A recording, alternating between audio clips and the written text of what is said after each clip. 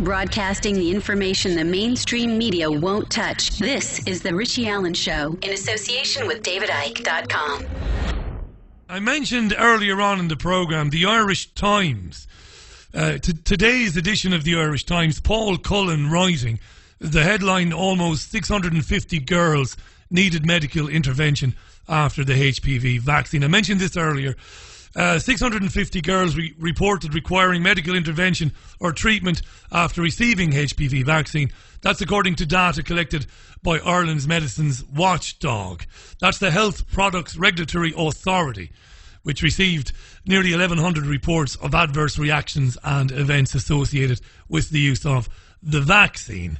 Now, 59% of the reports, or 648 cases, were considered serious, meaning, according to the article, they included circumstances where patients required intervention, such as a review by their GP, treatment for their symptoms, or both. The majority of reports we have received have been consistent with the expected pattern of adverse effects for the vaccine as described in the currently approved product information, according to a spokeswoman. That is what they say. They always fall back on that. The reports we get are consistent with the expected pattern of adverse effects for the vaccine. Now, many of these cases, girls experienced fainting episodes, which are hardly normal, or is hardly not serious. It's obviously very serious. HPV, human papillomavirus, is marketed as Gardasil. It is alleged that it protects against cervical and other forms of cancer, but for some years now, girls who have received the vaccine have developed serious health problems after getting it in secondary school. Now, Regret is an organisation. I think they're a fantastic bunch of people. We're not hiding anything here. I have great time for the people involved with Regret. They were set up because many parents of Irish girls said their girls were going through these horrible effects, these side effects, these serious illnesses. And the spokeswoman, or the spokesperson, would say spokeswoman, it's the right thing to say, for Regret, is an old friend of ours, spoke to us at great length in the past about her own daughter. We're not going to get into that tonight. Those interviews are on YouTube, on the Richie Allen Show. Let's welcome back to the programme our friend Anna Cannon. Anna, welcome back. Good evening, Richie. Thank you for having me on again. It's always an honour to have you on. Before we talk about the Times article, nice to see Claire Daly, TD, has come out against the disgusting things said by the HSE, and they are disgusting, saying that people like you are emotional terrorists. Great to see Claire Daly do that. You might let our listeners know what it is that Claire was saying. Yeah, well, it's very encouraging to see one TD standing up for over 400 Irish teenage girls who suffer the very cluster of symptoms that are listed in the manufacturer's patient information leaflet as possible side effects. So they are mirrored worldwide, and this is something that isn't covered in the Irish media. So we don't talk in Ireland about 700 girls in Colombia who are now taking a class action. There is a class action in Japan. Their uptake of Gardasil is now 1%, so they are no longer recommending that as part of their immunisation scheme. 2,200 girls in Denmark. The UK, I just saw the figures today, are their reports in the equivalent of the HPRA system over there. There's over 2,500 of their reports are considered serious adverse events. So the Irish government are trying to portray this as an Irish issue, but really it is a worldwide situation that has developed following the rollout of this Gardasil HPV vaccine. So Claire Daly has been a great supporter and in terms of listening to her constituents and forwarding on these young girls' concerns, their families' concerns, whilst the door is pretty much shut now on Regret Parents. Regret is a parent-led support group, so it's not really an organisation. It's a parent-led support group consisting of parents only who have daughters who have experienced very serious health effects following the vaccination, girls who were previously healthy. And Claire is, I have to take my hat off to her, under the severe pressure that has come down from the HC, Tony O'Brien, and the Minister for Health, who asked parents to butt out. Anyone who doesn't have a medical degree should butt out of this conversation, which is difficult for us parents who now feel that every door is being slammed shut in terms of not being able to present to the Oireachtas Committee, the Health and Children's Committee, who have covered this and have a very one-sided occasion recently. We had a chance to speak to them back in December 2015. This was never really taken care of or responded to. We never got a response to the concerns that we raised. And the only two concerns that we have raised as a parent group is that, one, these girls who mirror symptoms of 10,000s of kids worldwide following this vaccine are investigated independently so that we can find out exactly what's going on with them and offer them treatment and help so that they can get better. And two, that the patient information leaflet, which the manufacturer states very clearly, should be read by all parents and patients before this vaccination has to be read. And that's still being withheld by the HSE from the school packs containing the consent forms. So that's very serious, you know. The one thing I would correct you on there is I'm not the founder of Regret. No, I shouldn't say that. I was going to correct myself. My apologies. I came into Regret in August 2015, whilst Regret was formed by a handful of parents back in May 2015. So I was a little bit later than that, but it doesn't really matter in the overall scheme of things. No, but it's important to correct me. You're absolutely right, Hannah. And I want to say this to you. You found each other, the parents of these girls, and you have your lives, you have your jobs, you're going about your business. You didn't ask for any of this. It landed on you. And the mirrored symptoms you talked about there, across the board, all these girls with these horrendous debilitating illnesses, you go and ask a question. It's all you've ever done, and I've watched you closely from afar, even before we spoke a year and a half ago or whenever it was. You've asked the question, and you've asked for help, and you've asked for an inquiry. Did anything prepare you and the parents who make up Regret for the sort of, and again, I'm not trying to be over-dramatic here, the horrendous things that you've had to put up with, not only from the Irish media, but you mentioned there a minute ago, you know, non-qualified people on social media and elsewhere calling you every name under the sun for asking a question. Did anything prepare you for that? Did you have any idea that was coming? Nothing can prepare you for that. I mean, especially people like me who have been outspoken, because you feel that it is your responsibility as a parent. And, you know, I'm seeing girls now we have a girl, for example, who has had 40 to 50 bouts of pancreatitis following the third shot of Gardasil. She was perfectly healthy before the vaccine. Now there's talks about a transplant or that pancreas has to be removed.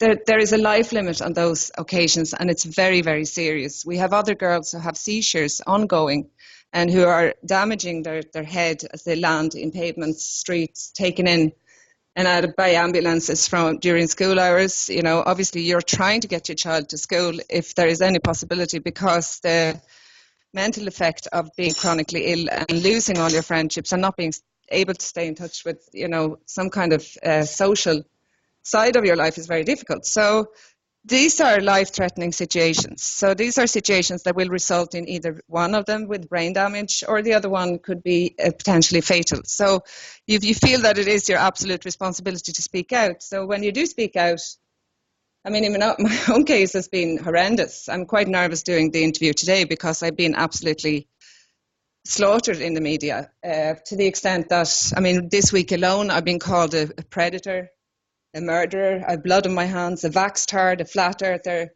you know, anti-vaxxer is a regular one. It's almost funny considering we are probably the most pro-vax parents, in the sense that we were Merck's best customers. You know, we signed the consent form for this Black Triangle product when it came out, because we thought we were doing the right thing, you know, and now the emotional terrorist accusation. And that's really difficult mentally for me as a mom, you know, knowing that I signed up for this, that I thought was going to be the best thing ever for my then 12-year-old daughter, and watching what it did to her life. And she's now 6 years down the line. Her last hospitalization was only in May, where she was hospitalized 10 days, which is a relatively long time considering the hospital service, and, you know, they want to shift beds. And she was very sick, and I actually thought at one point they was going to lose her. So they're now actively targeting, because the directives are coming from the top. You know, when you have people like Tony O'Brien calling parents emotional terrorists, that's going to have a direct effect. That's allowing people that are sitting online, keyboard warriors all day, every day, throwing abuse, not only at parents, but also on directly at the girls. And, that's pretty hard to comprehend when we're trying to teach our kids, especially in secondary school, that they should be, staying within remits on social media, and social media harassment and bullying is unacceptable, but apparently it's completely acceptable when it comes to targeting parents with vaccine-injured children. I remember, I remember when we spoke, I remember you were ridiculed and abused for hanging out with us, with David Icke and the Therichieallenshow. Well, you see, I keep saying this, we live in a post-truth world. Truth doesn't matter. It doesn't matter about the fact that maybe all of the women who are connected with regret, maybe never heard of David Icke, certainly never heard of the Therichieallenshow. It didn't matter that we, through my then producer, reached out to you guys. It didn't matter. That was another stick that was used to beat you with. It was coming in from all angles. And it wasn't just coming in from Stonewall Muppets on Twitter, of which there are millions. You had people like that Grimes clown who was invited to come on this programme several times and didn't have the courage to do so. A physicist who works occasionally for the BBC. These people claiming that the women were tantamount to child abusers. I mean, I've seen abuse over the years, Anna, but, for people like you, asking a simple question, and you always maintained, listen, we're not anti-this, we're not anti-that. Our daughters are grievously unwell. We need to know what happened to them. And you've maintained that message since I've known you, before that, and yet they came after you like that. It's unfair, because we never asked for the vaccine to be withdrawn. We said that we wanted a safer vaccination programme. We did suggest that it probably would be a good idea to look at considering, I mean, we were looking at the HPRA records for 2015, and the second half of 2015, just to give an example, out of 90 reports into the reporting system of adverse events, there was 21 seizures. The HSE are telling moms and dads in Ireland that there are no side effects of this vaccine, but we know that no vaccine or medication is 100% safe, and when it does go wrong, if you're not seen to look after the kids that are potentially experiencing side effects, and treat them in a respectful manner, and deal with parents in a meaningful way, and include the full risk information. I mean, who is going to sign up for a relatively new vaccination based on when they're seeing how parents are being treated? And for example, what they've started to do now is that they are stalking social media accounts of these young girls and picking out pictures of them on a good day. Because, I mean, which teenager is going to put up a picture in the hospital bed? They're going to put up the pictures where they're looking good and they're wearing makeup. And then they're claiming that they're faking. So this is being passed around. In my own daughter's case, it's been passed around to journalists. It's had a huge mental effect on her, obviously, already dealing with documented chronic illnesses, because these girls have comprehensive medical records, and there is no way they can get around that, So, you're dealing with the guilt of having signed the form, thinking that you did the right thing, watching your kids struggle, many for 6-7 years now, and now by speaking out, you've also made them a target, and that's almost... That's evil. It's incomprehensible. I can't even, I'm almost crying saying it, but it's unhuman. It's your life is just destroyed from every angle, and you wake up in the morning and first thing you think about is, what are they going to do to me today? So these girls, is she going to be okay? So these young girls who have these horrendous symptoms, as we know, and we know they have. We did our research. We know you're telling the truth. It's beyond that now. It's way beyond that. So on a better day, I'm out with me mates. I might go to a fast food place. I might go to the cinema. Might take a picture because it's good to be out on a better day. And that is being taken and used against the girls by people saying that they're a bunch of liars. That's how low it has become, Anna, basically. Yeah, I mean, I can give a very good example of that. My daughter... she had back-to-back infections, and last year it became so bad that it was every 3 weeks, she had a serious strep throat infection on top of her normal symptoms, which would be daily headaches, often severe headaches, muscle fatigue, intercellular bacterial infections, numerous documented health issues that we're trying to deal with on a daily basis. And then she gets an infection and she's hospitalized, and it becomes very serious. So serious that you have doctors running in and out and starting to look very worried about going into a situation where the blood pressure goes so low that is starting to bleep everywhere, and this happens. We had about 3 or 4 days that were extremely serious. And this kid then comes out of the acute phase eventually, and the news is running in the ward, and it's the TV3 and RTE running with the fake storyline that was the latest, before the emotional terrorism, and sobbing in the hospital bed because obviously when you're in that situation and this kind of victim blaming has a detrimental effect on their motivation to go on and to try and fight this. So I've had to produce letters stating that from her doctors that her physical health is now getting seriously affected by the mental pressure, for example, because we're dealing with this age group that is already vulnerable, and it's only that much they can take, and it's only that much we can take as parents, because nobody's made of steel, So, and on the other side you have the HPRA system, which is an official system that is there to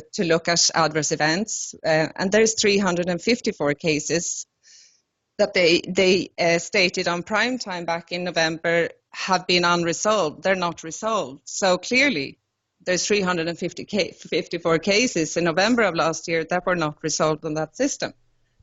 Let me just remind. Say on one hand that we don't exist and these girls don't exist, and on the other hand that these cases are not resolved. And I must remind our listeners, the program Anna is referring to is a national television program on RTE, the Irish National Broadcaster. It's a current affairs program called Primetime, and it's obviously a very, very famous and very well-known program. There's a lot we could say about Primetime. Anna Cannon is on the line to us from Dublin.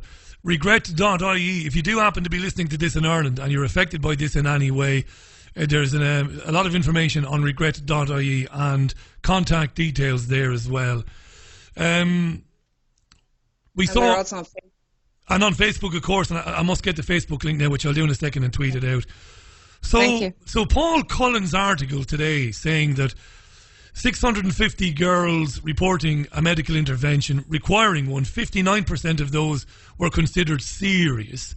Fainting. This is very, very serious. They've tried to, the European Medicines Agency has tried to dismiss this as being, part of the accepted risk. The benefits outweighed the risks.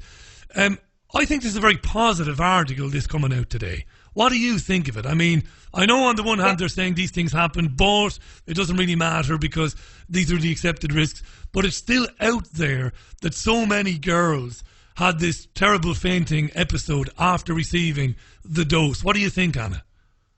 Yeah, well, it's positive to see a headline like that on the front page of the Irish Times. And the Irish Times haven't asked Regret for comment so far in terms of but they've been quite quick to slate Regret parents through. I think they're almost 2 years at it now. So, that was positive in a way. But when you go into the article and it's kind of brushes over then and says, oh no, most of these are faintings. But then, of course, you wouldn't visit your doctor or required to be picked up by an ambulance if you had a fainting at vaccination time. So we can presume that these are more serious. And how I know that is that the HPRA deal with, if I make a report to the HPRA, for example, I can give you an example of an 18-year-old girl who's experienced epileptic form of seizures 20 minutes after the vaccination, and she was subsequently hospitalized 7 days.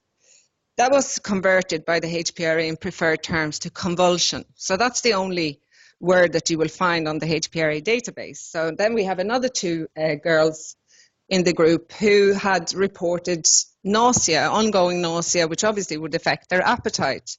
Those 2 girls were converted into eating disorders. So now you have a system that almost looks fraudulent because this data is reported into the WHO system. all the various pharmacovigilance, monitoring agencies in Europe. So if they're not correct, for example, if a child had pancreatitis as one of their 25 listed symptoms, and you stick in an eating disorder in the middle of that, you're going to look at that and think, okay, but that's obviously the problem there. So, there is a requirement for people like Paul Cullen and other journalists to not only take around, a figure of 654, but to dig a little bit deeper into that system. Because I've seen the HPRA system, and I've seen the cases that are in there. And when you look at some of them, I mean, there are cases in there with 30 side effects listed under one person, So I think there was an average of about 4 per person when I looked at it last. So he shouldn't take the word of the authorities in Ireland. He should do a bit more research and find out, are these fainting episodes or are they more serious? You said that you've been able to unearth that some of these cases involved a lot more than fainting. I just want to make this point. My friend and somebody who helps me out with the programme, Jean-Anne Crowley, who's based in Dublin most of the time, makes this point to me now, and it's good. It's a point you've made on the programme before, Anna, yourself. Why on earth would anybody be inclined to protect their daughters against sex they may not have? That's a moral thing, by the way, she says. The giving of this vaccine presupposes that teenage daughters will be indulging in random sexual encounters between 14 and 21. Very few will. So what's the reason for giving it or insisting that your daughters have a vax to combat something they may never be involved in? I mean, that's just a brilliant point. I'd have to be careful with that argument because we have also been slated, and there was a communications. We found out that there was communications in Leinster House where we were being actively portrayed as some sort of right-wing, right-wing organisation who has an issue with young girls that are eventually going to be sexually active. And the way I would look at that is that, the way I would put it is like this. If you have a 12-year-old girl, like my own daughter, for example, and she is one of the unfortunate girls that experience side effects from this vaccine, and you know that your child, in reflection that your child became sexually active very late. So that wasn't an issue. And then you know that the HSE omitted telling you that the vaccine hasn't been proven lasting beyond 5 or at the max 8 years. Yeah. And you now have a child suffering long-term chronic illnesses that you don't know if they're going to carry for life because you have very little support. You're going from doctor to doctor, you're getting various views and diagnoses. And you then really question yourself because then you say, what was the point in giving that in the first place? I now know that she has basically no cover left from the vaccine, but these side effects are, there potentially for life. And I think that's what many parents in regret struggle with, They struggle with the fact that I spoke to a mom today whose daughter was picked up by an ambulance yesterday, again from school. She has been suffering seizures now 5 years solid. She's written to Simon House. She's asked, could she come in and present to the Oireachtas Health and Children's Committee? The child is constantly on a stretcher. I've seen it happening, she has no chance to put her hands out when she blacks out. It happens very quickly. The head is taking massive hits every time, and this happened only again yesterday. And I mean, you'd look at a child like that and say, was it really worth it? Would I have given the vaccine if I would have known that this could happen? No, I wouldn't. Of course I wouldn't. And would I, as a parent, give the vaccine now, looking at how the HSE are abusing parents of children who are chronically ill for whatever we think about the causation link, whether we think the vaccine caused it or not? I mean, is it right to abuse parents with vaccine-injured children? It's not really acceptable, It's not acceptable to abuse, mentally abuse, because that's what you have to call it, a child who has any illness. You wouldn't see that happening with a child that's cancer ill or terminally ill in any form, or even chronically ill. But for a parent who has a vaccine-injured child, their lives don't matter. I just want to make one point, and then I want to pick you up on that, because because it's massive. The response and the reaction from the media and from the state is incredible. But a number of listeners, as well as Jean Ann, have made the point, and I understand why you said it's an area you don't want to go down. I totally respect that it's actually incredible when you think about the vaccine, you know, and I understand why listeners why they want me to labour that point.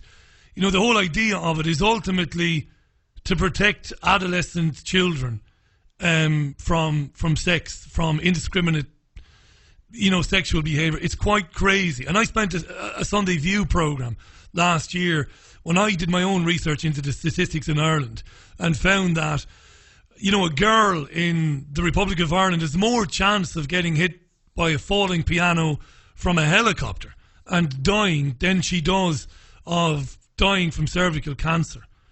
It's just extraordinary. It's crazy. I mean, it's crazy because, but that's what they cleverly did. You know, they've marketed this as a cervical cancer vaccine, when in fact it is a vaccine against sexually transmitted viral strains. And the very concerning part for parents as well is that this vaccine only covers 4 strains of HPV virus strains.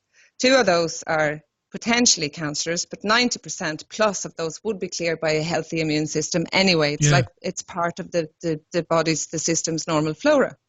So they don't tell us that it's a vaccine that combats STIs, because obviously parents of 12-year-old girls might say, you know, really, is this really necessary, and do I want to take the risk? If they had the risks available to them, which the HSE are not really forthcoming with either.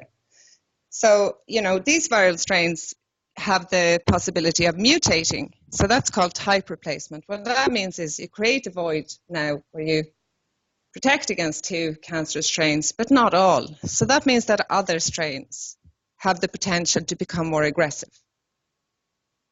and fill the void that has been created by the vaccine.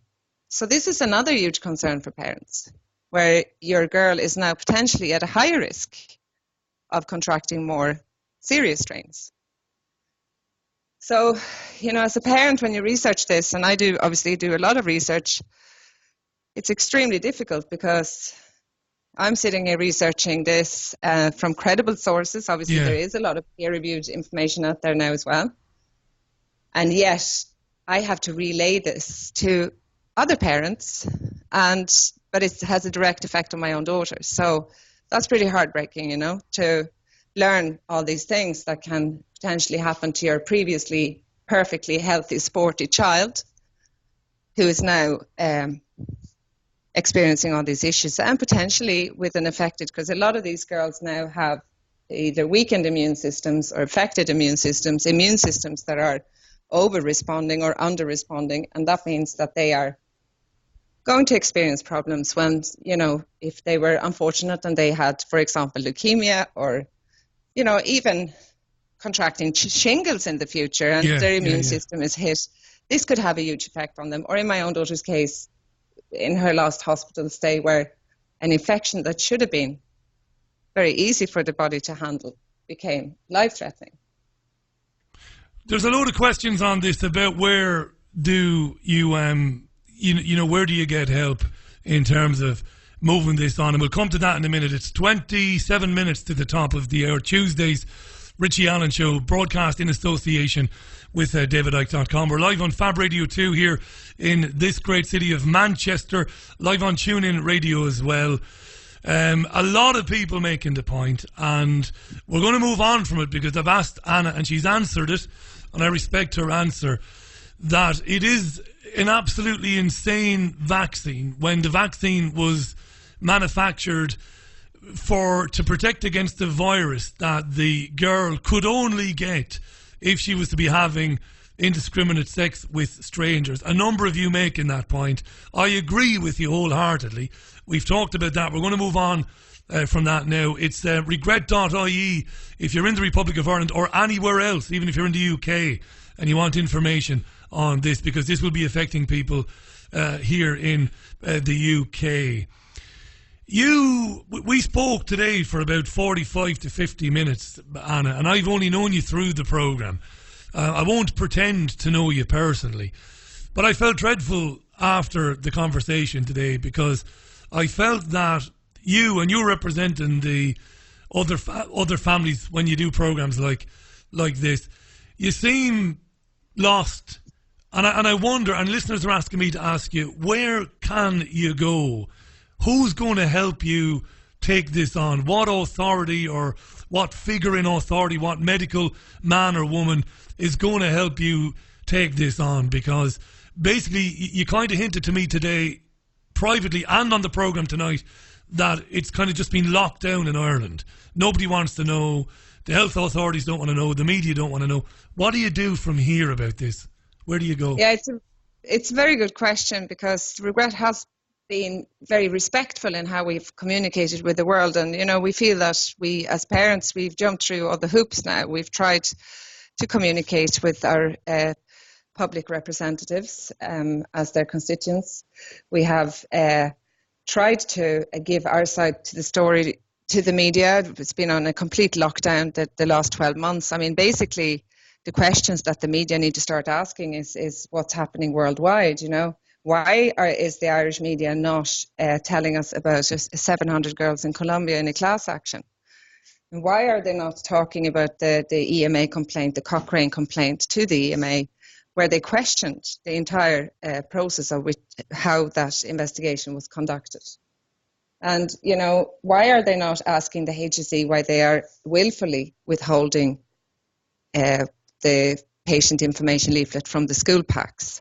Why are those questions not asked? Why are they not fine-combing the HPRA reporting system? I mean, all the answers are there, but they're just not covering that.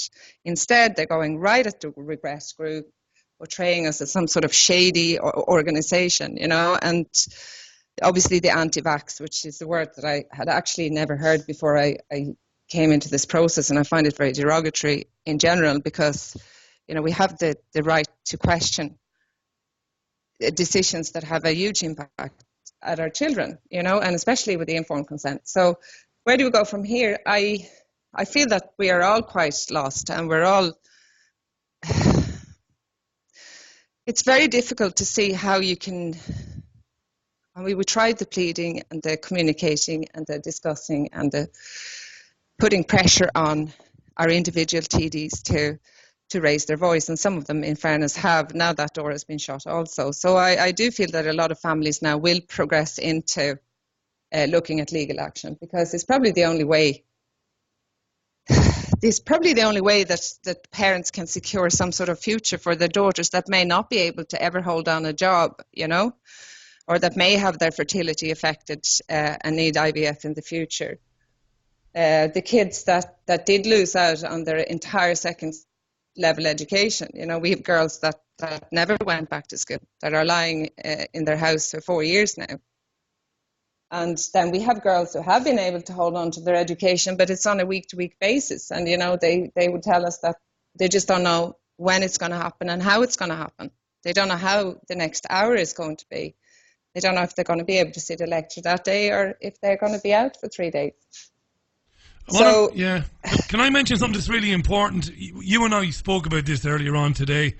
I've read as much as you can read about some of the big pharmaceutical giants in the world. And we know a lot about Merck. And one of the things that often goes unmentioned, and I want our listeners to listen carefully to what I'm going to say. It's only going to take me about 20 seconds to say this. This is vital. We're talking about a company, Merck, which is a criminal organisation. It is a crime family. Now, I could spend all day talking about Vioxx and other drugs that they tested on children and men and women and poor people in third world countries.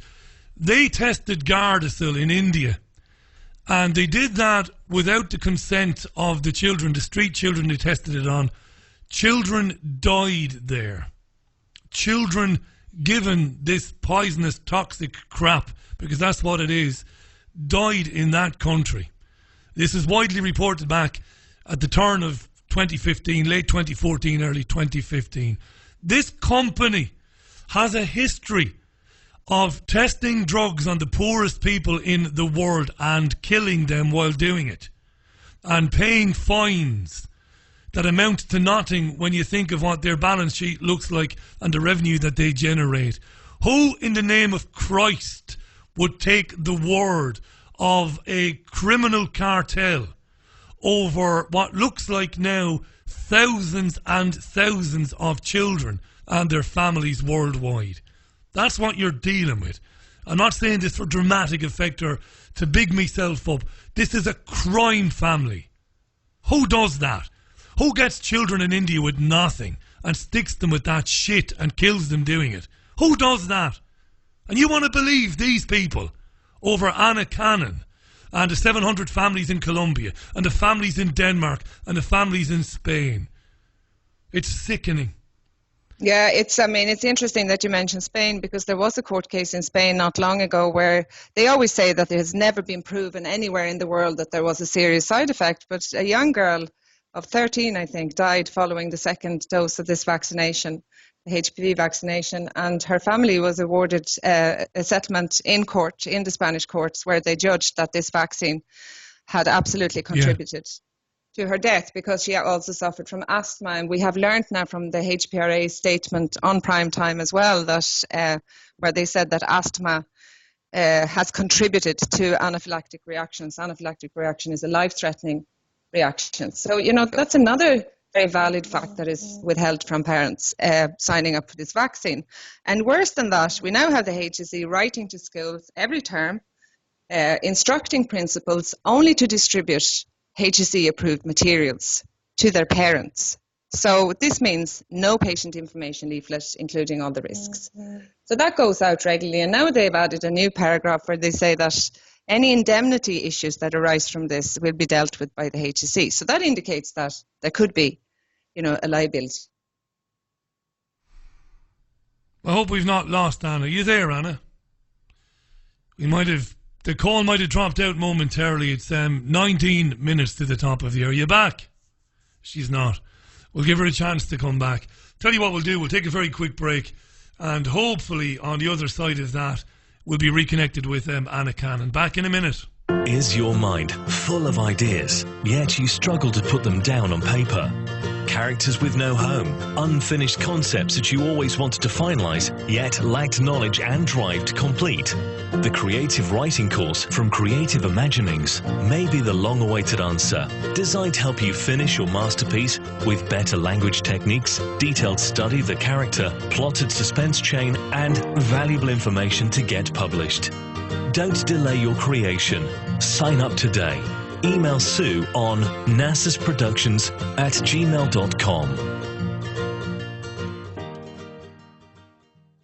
Introducing the H2O app, a powerful water structuring application that programs vibrational energies into water through the use of different sound frequencies. Once programmed, the use of water for drinking, cooking, bathing. Give it to your friends and colleagues or spread it around the garden. The list goes on. It's not just water that the app can be used for either. It's great for programming crystals too. The H2O app is free to download and is available on both Android and Apple platforms. For further information, go to h2oapp.online.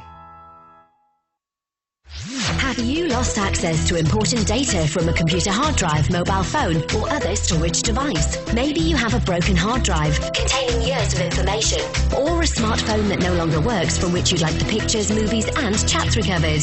If you would like to recover data from any type of digital device, including desktop and laptop computers, external hard drives, cameras, smartphones, NAS, and RAID servers, then contact Data Clinic today at dataclinic.co.uk now. The FDA imprisoned Dr. Wilhelm Reich for his work with orgone energy in the 1950s. They knew he was onto something. At Vibration, our mission is to help raise the planet's vibrational frequency by getting our orgone to as many people as possible. We're offering a free orgone pendant embossed with the flower of life. We just ask a small global shipping and handling fee. To find out more and claim your free pendant, just go to vibration.com/Richie. That's VBRATION.com/Richie. Thank you. Welcome back to the programme. I think, Anna, we're back. Sorry we got disconnected there momentarily. But you're back. Listen, we've got about 7 minutes left on this. I will continue. The last I will say on these idiots, because I've had a number of tweets from people about various people, David Robert Grimes and others, who've been invited on this programme. to debate with me why it is they believe that so many hundreds and hundreds of families are imagining the things their daughters are going through. We'll continue to invite them on and ask them to come on and debate with Anna and debate with other people. We were talking just before we got cut off about where we go, and you did hint at legal action. I'd love to see that, Anna. I mean, I don't know what the personal circumstances are, the financial circumstances of the many families, but wouldn't it be lovely if the money could be raised to take a case against the Irish Minister for Health? You know. Yeah, I mean, you would be looking at particularly the issue of informed consent and how the HSE have conducted themselves in this. I mean, for example, we have now had the HSE writing to every single school, secondary school principal in Ireland over the past years. Every time there is a vaccination round, they receive a letter to state that no other information but HSE approved information should be given to parents.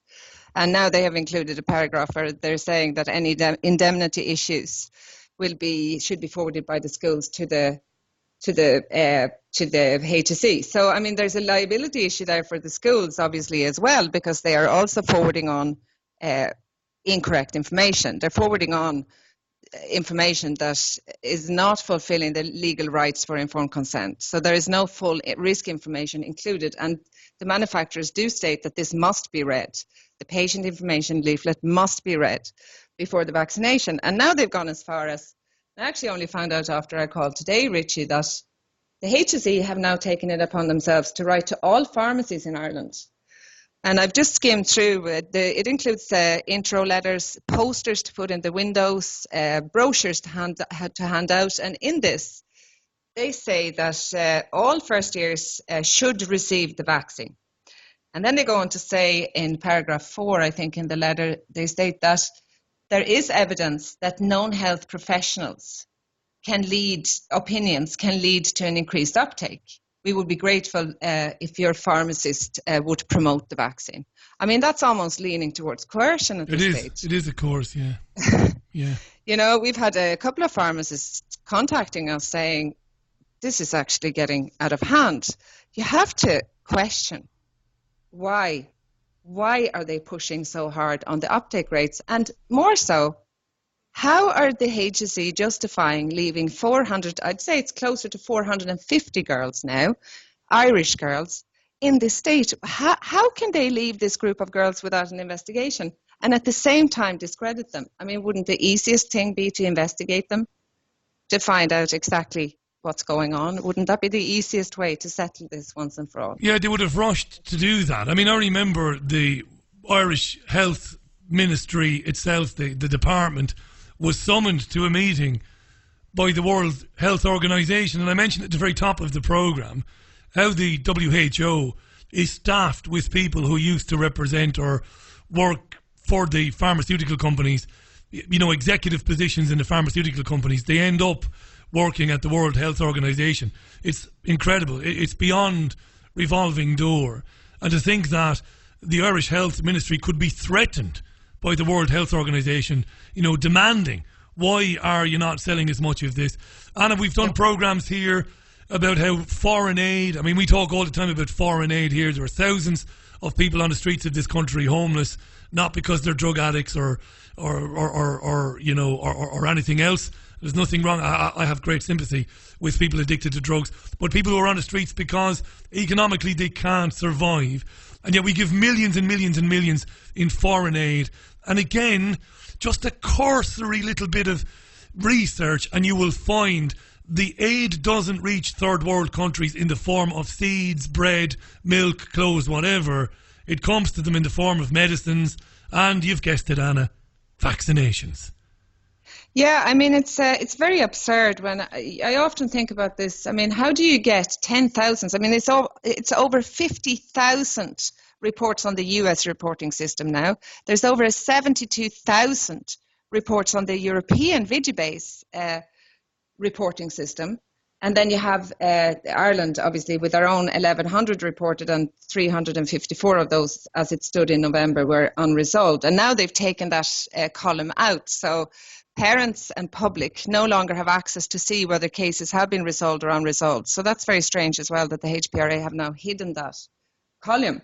Well, all these kids suffer with things like severe daily headaches, muscle fatigue, part limbs paralysis, chronic intercellular and viral bacterial infections that have been given free rein through a weakened immune system, and that can also be blood tested and has been in many cases. They've gastro problems, they've seizures, pancreatitis, early onset of menopause, new onset of autoimmune conditions in a cluster. So it's not just an autoimmune condition, or it's not just seizures, or it's not just pancreatitis, but it's a cluster of these together. 10,000s of kids worldwide are making this up. Is that what they want us to believe? Do they actually think that all these kids are going to be? I mean, that's a conspiracy theory in itself. How are they going to sell that to Irish moms and dads? No, it's not. It's not a conspiracy. It's the greatest coincidence theory of all time, Anna. What a coincidence that thousands of girls all over the world have these horrendous, debilitating illnesses, chronic fatigue, seizures. It's an amazing coincidence, that. And you know what, Anna? Parents like me speaking out on behalf of my daughter and all these other kids, we are narcissists and attention seekers. And, I've been called everything under the sun. I have mental illnesses, and I have personality disorders, and I'm obviously a murderer, and all these other emotional terrorists, which you've been called by your own. Imagine being called that by the head of the very organization that you feel recommended this vaccine, that your previously perfectly healthy child has been affected by. Imagine because of what they have to lose. And rage and hurt that causes. Because of what they have to lose, you see. Because everything is on the table. I'm going to make the point again for any of for those who persecute people like Anna Cannon. I'm going to make the point again. Neither Anna Cannon nor any of the people associated with her are anti-vaccination. They've never in their lives had anything against vaccinations. So before I say what I'm going to say next, Anna Cannon is not necessarily agreeing with this. I've always believed, you see, where this is concerned, once the lid comes off this, then everything else that might have caused harm to children or to anybody else is on the table. Whatever you think about that, as a listener, is your own business. But that's the thing, you see, it's protectionism. They can't allow people to understand or to come to the conclusion that this is a bad vaccine and that it's doing terrible things, because when it comes out, everything else is up for grabs. Then we've got about 2 minutes, Alice. I'm going to give you those 2 minutes, right? I'm going to shut up and let you say what you want for the next 2 minutes, and then we're going to have to get out. I want to say that I know many parents who have children who they believe have been vaccine injured in various circumstances, and why shouldn't they be allowed to question what made their previously healthy child ill? Why is it that we can't question vaccinations? Why is that a taboo subject? Why is anyone that has a vaccine injured child being destroyed publicly rather than supported? Whilst any other child who suffer any other illness have full support, these kids and their poor parents are just being absolutely eliminated, humiliated, you name it. We live in a democracy. There is freedom of speech.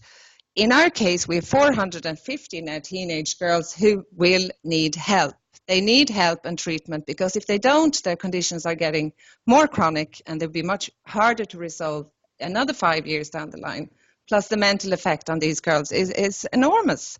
And can we just please have a more respectful conversation about this? If the HSE would have conducted themselves in a respectful manner and with meaningful informed consent, looking at this group of girls, looking to see how they could help improve their quality of life, they wouldn't have the uptake plummeting right now. So that's nothing to do with a bunch of parents who came together as a parent-led support group Regret. It's all to do with the HSE's own conduct. And I'm calling on Tony O'Brien now for a public apology for what he said about parents, calling parents emotional terrorists. Followed by and I'm also calling on him to prove to us what our daughters are now suffering with, because it's not chronic fatigue syndrome as they've made it out to be. Anna, you know you've an open door here. It's a tragedy that in your own country, outside of the various independent media organisations in Ireland, but outside of that commercial media and national media have basically abandoned the girls and the questions the girls and their families are asking. You have an open door here. Whenever there's any news or anything you want to get out there, you can do it here, because when, of course, we put the videos up on YouTube, and there's no narcissism here, but believe it or believe it not, these people do pay attention, and they do listen to these things. So there's no harm in following up this with you regularly. People should go to regret.ie if you're affected by it. If you want to find out more about why these girls are taking the measures they are taking, why Regret is doing what it's doing to ask these questions, go to regret.ie. Anna, you're great, and so are the women, and more power to you and your children. And I hope that you'll get the support you need from somewhere. And I'd love to be hearing sometime soon that you're taking legal action. It'd be a fantastic thing. Thanks for coming back. Thank you very much, Richie. Thank you very much. I appreciate that open door. I really do, more than you know. It's an honour. Look after yourself. The the wonderful Anna Cannon, live on the line from Dublin. Regret.ie. She's the spokesperson, the spokeswoman, I should say, for that very important group. Hundreds of girls in Ireland adversely affected by exposure to the Gardasil HPV vaccine. It's not just Ireland, it's all over the world. It's incredible that, having come out and asked questions about the symptoms and the illnesses being experienced by their children, what the members of Regret and their families have received from the Irish government and from the Irish media is a torrent of never-ending abuse. Lies told about them and about their associations and about them being conspiracy theorists and emotional terrorists. It doesn't... what can't be ignored is they are asking, why are our children sick? Could it be this vaccine? Can we please have an inquiry? Can we please have an independent review, a medical review of what has happened, what's going on with this vaccine? And for that, they've been abused and abused and abused and mocked and ridiculed. And, you know, when you think that some of these girls are very young and they've been targeted on social media, and these girls are ill as it is, think of the risk to these girls. You know, risk of self-harm. I didn't want to say that to Anna. Things like that, because of the torrent of abuse they've gotten for being ill. Something they didn't choose.